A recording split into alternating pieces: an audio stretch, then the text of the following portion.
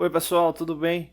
Hoje a gente vai estar iniciando mais um segmento aí de aulas aí no canal, né? A gente vai entrar na parte de análise de circuitos elétricos, né? Hoje a gente fazendo um vídeo introdutório mostrando três tipos diferentes de circuito, né? Onde a gente inicia aí com o primeiro, que é justamente o circuito em série, né? O circuito em série ele tem como base justamente o princípio de deslocamento do fluxo de elétrons, né? Passando por vários sistemas, né, no mesmo segmento, né? Então nesse caso aqui a gente tem deslocamento nesse sentido aqui da condução elétrica, né? O qual a gente vai ter um, dois, nesse exemplo, né, três, quatro segmentos, onde a passagem de elétrons ela está indo justamente do diferencial de potência aí, né, do caso do polo positivo para o polo negativo. Então nesse caso aí a gente vai ter consumo no primeiro elemento, consumo no segundo, consumo no terceiro, consumo no quarto, consumo de quê? Consumo de potência elétrica, né, no processo, né? Então, como ele está em série, né, você acaba tendo um consumo maior de potência no decorrer do sistema, né? Então, um elemento depende do outro, né? Então, no circuito em série, se eu tiver o bloqueio do elemento em um determinado ponto, eu não tenho como ter a passagem da corrente plena no processo, né? Então, se eu não tenho como ter a passagem plena da corrente do processo, levando em consideração o diferencial de potência do sistema, a gente não vai ter justamente o fechamento do circuito, né? Então, se a gente não vai ter o fechamento do circuito, ele não vai ter funcionamento. Como exemplo aqui, se nesse circuito a gente tiver, né, uma interrupção nessa lâmpada aqui, né, significa que não vai ter a passagem dos elétrons, então consequentemente, né, a gente não vai ter o fechamento do ciclo, né? Então mesmo com a chegada do elétrons aqui na primeira lâmpada, ele só vai ter realmente aí a sobrecarga, né? Mas ele não vai ter como ligar porque justamente não vai fechar o circuito do processo, né? Então nesse caso aí, eliminando um elemento, você já caracteriza um problema aí no circuito. Então esse aí é o circuito em série, circuito muito comum, né? Mas você tem que tomar cuidado aí com a montagem do mesmo para não ter uma sobrecarga aí no sistema, né? A gente vai fazer alguns cálculos, né, sobre essa questão. O que é que diferencia, né? Qual é a problemática de você ter um circuito em série ou um circuito em paralelo? Circuito em paralelo, um exemplo de circuito em paralelo é justamente esse aqui, mostrando para vocês. No circuito em paralelo, os elementos já são independentes, né? Então, nesse caso aqui, a gente está com dois segmentos, né? Então, se eu tiver o bloqueio de um segmento, você mesmo assim ainda permanece o ciclo aqui no primeiro elemento, ou vice-versa também, né? Se no primeiro elemento a gente tiver aqui o bloqueio, né? O círculo, né, do fluxo de elétrons ele continua, né, pelo diferencial de potência. Então, nesse caso aí, o circuito paralelo ele te dá essa possibilidade, né? Então, vocês podem ver aqui também na imagem, o circuito paralelo ele te dá uma possibilidade boa aí de montagem, né? Lembrando que o uso de um circuito ou do outro depende muito do sistema que você está montando, onde na maioria das vezes o sistema acaba sendo misto, né? Então, exemplo, se você observar aqui, a gente tem um sistema misto, onde a gente tem aqui, exemplo, esse segmento aqui, ele é paralelo em relação a esse outro segmento, né? Só que entre eles você vai observar justamente que essa lâmpada, em relação a essa, elas estão em série na sequência. Então, se eu tiver o bloqueio de uma, eu consequentemente vou ter o bloqueio das duas, mas eu não vou impedir o segmento para esse outro jogo aqui, essa outra dupla de lâmpadas. Então, nesse caso aqui, é um circuito misto, que é normalmente o mais comum que a gente tem aí nas montagens dos circuitos elétricos, tá bom? Não deixe de se inscrever no canal, toda semana tem vídeos novos. Valeu! Oi pessoal, tudo bem? Hoje a gente vai falar um pouquinho sobre simbologia. No caso, a gente vai falar especificamente sobre simbologia de válvulas direcionais de pneumática, né? Então a gente vai falar aqui sobre duas especificamente. A gente já comentou algumas vezes, mas só para reforçar, né? No caso, exemplo, essa válvula, que é uma válvula bem comum da área pneumática, né? Observa que ela tem essas duas áreas, né? Que estão aqui ligadas, né? Vou colocar aqui área 1, área 2. O que é que essas áreas significam? Essas áreas, elas representam a condição de passagem das mesmas, ou da mesma, né? Então, no caso, ela tem duas condições de passagem, né? Ou seja, ela tem duas posições, né? Duas posições possíveis. Então, quando ela for acionada, ela vai estar ou na posição 1 ou na posição 2.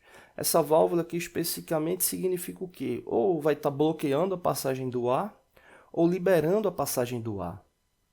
Então, o primeiro ponto é esse, ela tem duas posições.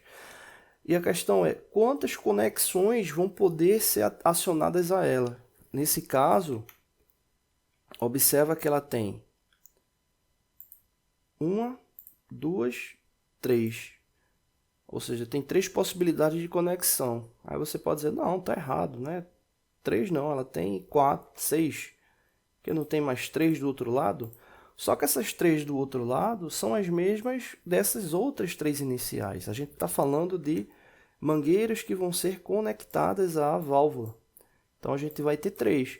Quando ela muda a posição, que é uma posição interna, ou seja, o carretel, quando ela muda essa posição interna, as três mangueiras permanecem, né? Então, nesse caso, ela tem três conexões, né? Três conexões estão ligadas justamente a esses indicadores que eu marquei aí, né? Então, em resumo, ela é a famosa 3-2 vias, ou seja,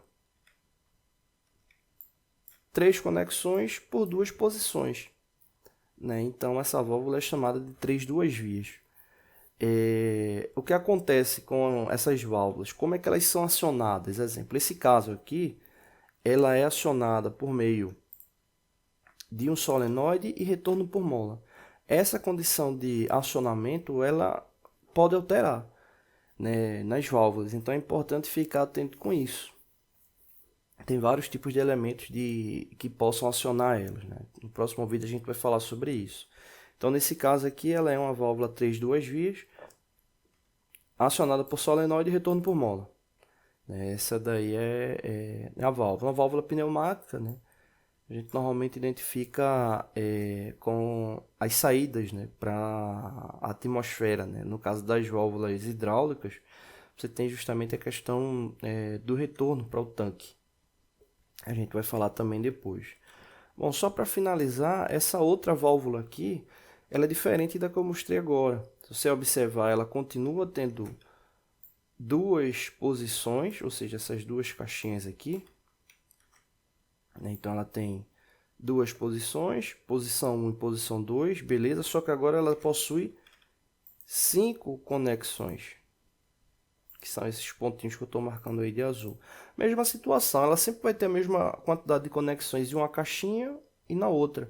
Só que você tem que lembrar que isso aí é externo, ou seja, são mangueiras que estão ligadas aqui ao externo. Então, quando ela movimenta o carretel interno, que é o carretel, é por onde vai ter a distribuição da passagem do fluxo interno. Então, quando ela movimenta o carretel, ela não movimenta a condição das mangueiras. Então, ela tem 5 conexões. Se você observar aqui, dá para ver bem essas 5 conexões. Aqui 1, 2, 3, 4, 5. Né? Ele está aqui no modo de simulação, por isso que ele mudou a posição. Né? Ele estava nessa daqui e mudou. Então, nesse caso, observa que ela tem duas posições e tem as 5 conexões, né? Então, essa daí é a famosa 5-2 vias, ou seja, 5 conexões e 2 posições, né? Então, ela é chamada aí de válvula direcional 5-2 vias. Ela também essa daqui também é acionada por solenoide e tem retorno por mola, tá bom? A gente vai falar em outros vídeos sobre outros elementos de simbologia, né? Então aí fica essa dica aí para interpretação das válvulas direcionais. Só para não perder aqui o raciocínio, essa outra aqui tem a mesma condição lógica da primeira. Ou seja, duas posições, 3 vias, né? Ou seja, as 3 conexões, né? Acionada por solenoide e retorno por mola. Agora, o que é isso aqui em cima? Isso aqui significa que ela também pode ser acionada manualmente, né? No caso dessa simulação aqui, ela está só ligada a esse acionamento manual. Vê que só quando aparece a mãozinha que eu aperto que ela aciona, ela não está com nenhuma condição lógica aqui ao acionamento por solenoide. Bom, não deixe de se inscrever no canal, toda semana tem vídeos novos. Valeu! Oi pessoal, tudo bem? Hoje a gente vai estar falando sobre outro elemento muito ligado a essa questão de automação, né, pneumática, hidráulica também, mas que ele tem uma vasta possibilidade de aplicação, que é justamente CLP, né? Então a gente vai fazer aqui um vídeo introdutório falando sobre CLP. CLP significa controlador lógico programável, né? Ou também, como muita gente gosta de chamar de PLC, né? Que aí já no caso é referente à sigla inglesa, né? Que é o inverso. Mas basicamente o CLP ele é um elemento que pode receber programação para processamento de dados de entrada, convertendo em dados de saída, né? A imagem de um CLP de um fabricante nacional, da WEG, né? Um excelente fabricante aí de componentes ligados à parte elétrica, né? E aí vale ressaltar a qualidade aí desse fabricante aí, que é muito bom. Então, basicamente, o que é que acontece? Né? Você tem os elementos de entrada, você tem processamento, né, o CPU, e tem a saída dele. Aí você diz, tá, ok, mas o que significa? Um exemplo bem simples. Quando você vai utilizar a lâmpada da sua residência, supondo que sua residência não seja aquela smart residência, não seja automatizada, quando você aciona a lâmpada dela, o que é que acontece? Você está acionando lá uma botoeira, né, aquela botoeira lá está normalmente aberta, a corrente está chegando naquele ponto, quando você pressiona, você libera a passagem de corrente para chegar lá na lâmpada. E a lâmpada vai acender. Beleza. Mas imagina você acionar aquela botoeira de entrada e ela ligar uma lâmpada quando você acionar ela. Depois de 5 minutos, automaticamente uma outra acionar. Depois de mais 10 minutos, uma outra acionar. A primeira que estava acesa desliga. E assim sucessivamente. Então você tem como criar aqui infinitas possibilidades de programação nesse sistema, ou seja, tudo se baseando em entrada e saída, né? Então você vai ter os elementos de entrada, né? Vai ter os elementos de entrada e vai ter os elementos de saída. Então isso dá uma série de possibilidades. Exemplo, elementos de entrada: sensores de presença, sensores de pressão, botoeiras, elementos que você consegue estar mandando uma condição de passagem de corrente ou não para esse sistema, né? E a saída são justamente os relés que ele possui, né, de saída, que vai estar mandando ou não a condição de passagem de corrente para aqueles elementos ali, né? Então você tem uma série de condições que podem ser utilizadas. Em resumo, os CLPs acabam fazendo com que você venha diminuir muito a condição física de elementos, contatores, fios, enfim, diminui muito. Porque o processamento dele vai ser todo interno aqui, referente à CPU, né? Então você vai ter como deixar uma programação aqui na CPU para que venha atender aquela condição. Desde programações simples, você pode estar fazendo direto no elemento, ou até mais complexas, né, que você possa estar fazendo no computador e transferindo para o elemento, né? Então, te dá uma série de possibilidades aí para analisar entrada e saída, né, do sistema. Ou seja, uma condição de entrada, uma condição de saída, criar funções de memória, enfim, uma série de possibilidades para que venha a automatizar os sistemas, né? Então, o CLP hoje ele está presente em residências, hospitais, indústrias, nem se fala, né? Visando automatizar sistemas, diminuir os hardwares, né? Ou seja, diminuir a condição física de instalação de alguns elementos, para que se venha a ter lá um fluxo mais otimizado e preciso do processo. Então a gente vai estar trabalhando alguns vídeos aí mais para frente aí com algumas situações de CLP, entendendo algumas lógicas aí de funcionamento, de possibilidade do CLP, tá bom? Não deixe de se inscrever no canal, toda semana tem vídeos novos. Valeu! Oi pessoal, tudo bem? Hoje a gente vai estar dando continuidade às aulas voltadas à questão das válvulas direcionais, né? Nesse caso a gente vai estar falando de válvula direcional acionada por solenoide, né? A gente viu na última aula a válvula direcional acionada manualmente, né? Mecanicamente. E agora a gente vai estar falando sobre é a válvula direcional acionada por solenoide, né, via solenoide.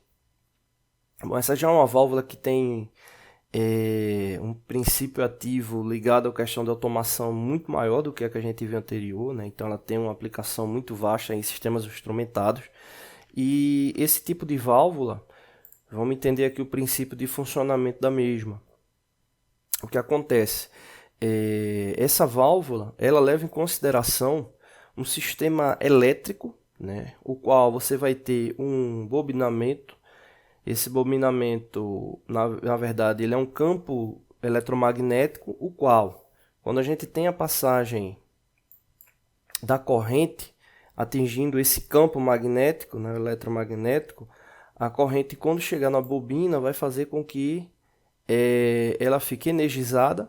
Ficando energizada, cria esse campo eletromagnético, fazendo com que tenha o acionamento mecânico do sistema. Ou seja, quando ele cria o campo magnético, pode ver que ele levanta aqui nessa ilustração esse elemento mecânico, né, que é justamente a válvula que está bloqueando ali a passagem do fluido. Né? Então, basicamente, esse é o princípio da solenoide, que é justamente criar esse campo magnético para que tenha um determinado deslocamento de um elemento. Da parte lógica funcional, se a gente comparar a válvula direcional mecânica aí acionada por solenoide, a lógica dela no que diz respeito à simbologia permanece a mesma, né? Quanto à aplicação lógica, o que muda agora é que você tem um sistema integrado a esse componente, que é justamente o sistema elétrico, para que ele venha a ser linkado, né? Ou fixado, ou conectado aí na válvula, e que ela tenha esse respectivo acionamento. Aqui a gente tem a indicação desse solenoide, né? Ou seja, ela precisa ter essa ligação elétrica e que tenha esse acionamento para que ele venha deslocar. Aí vem o primeiro ponto, né? Se a outra válvula que a gente viu, você tinha que fazer o acionamento da alavanca, botoeira, enfim, direto na válvula, esse aqui ele precisa ter um acionamento de um comando elétrico. Então, exemplo, eu posso ter um acionamento de um painel distante do mecanismo que eu estou utilizando essa válvula direcional e ele realizar o serviço destinado. Né? Essa válvula, o qual ela está acionada por solenoide, ela pode ter outro tipo de acionamento também sem ser direto por botoeira. Né? Pode ter sensor ou outro elemento que venha acionar ela.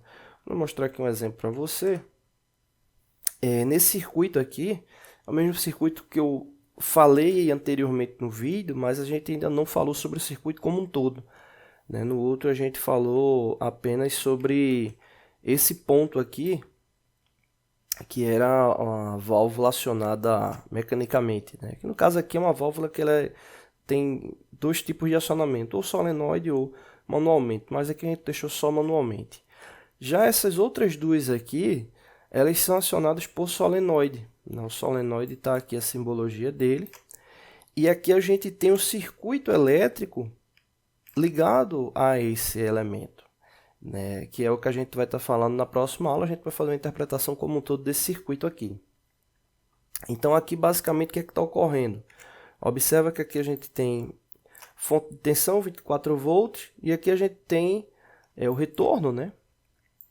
E aqui a gente tem os dois solenoides que são ligados aos solenoides dessas válvulas direcionais que a gente tem aqui, né? Que é uma válvula 3 duas vias, acionada por solenoide e retorno por mola, que é isso aqui. Né? A gente vai estar falando melhor sobre simbologia depois, vamos focar nessa questão lógica aqui. Então, observa que esses solenoides eles estão aqui energizados. Né? Então, por isso que esse sistema aqui ele está funcionando, né? Os cilindros eles já estão funcionando, diferentemente do cilindro que ele é acionado manualmente, né? Que eu tenho que ir lá acionar ele para que ele venha executar. Né? Então eu tenho que ir lá acionar ele e ele executa. Nesse caso aqui não. Agora, é claro que tem uma linha de comando para ele. Que linha de comando é essa? Se a gente for observar aqui, a válvula direcional, a lógica, ela não muda, né? No caso, a gente está usando essa aqui 3 duas vias. Mas se você observar, O que acontece? Corrente ela está vindo nesse ponto aqui, chegando a essa primeira solenoide, ou seja, energizando essa primeira solenoide, ou seja, esse circuito aqui está todo fechado, né? Então está energizando essa solenoide, então faz com que esse aqui avance. E justamente quando ele avança, ele vai tocar aqui nesse sensor de presença que fecha o contato da entrada de corrente para a segunda solenoide, fazendo com que esse segundo cilindro avance. Quando esse segundo cilindro avança, ele vai tocar aqui em outro sensor de presença que faz com que tenha o corte da energia nesse ponto. É por isso que esses cilindros eles ficam indo e voltando, mas a gente vai focar no circuito melhor no próximo vídeo.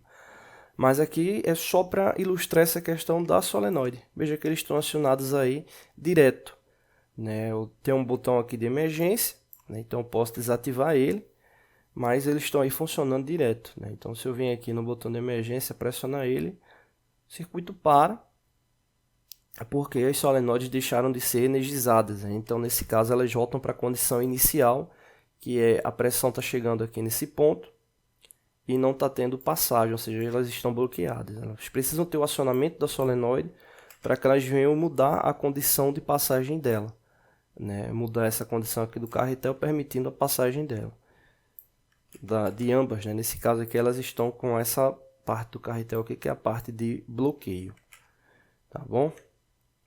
Não deixe de se inscrever no canal, toda semana tem vídeos novos. Valeu!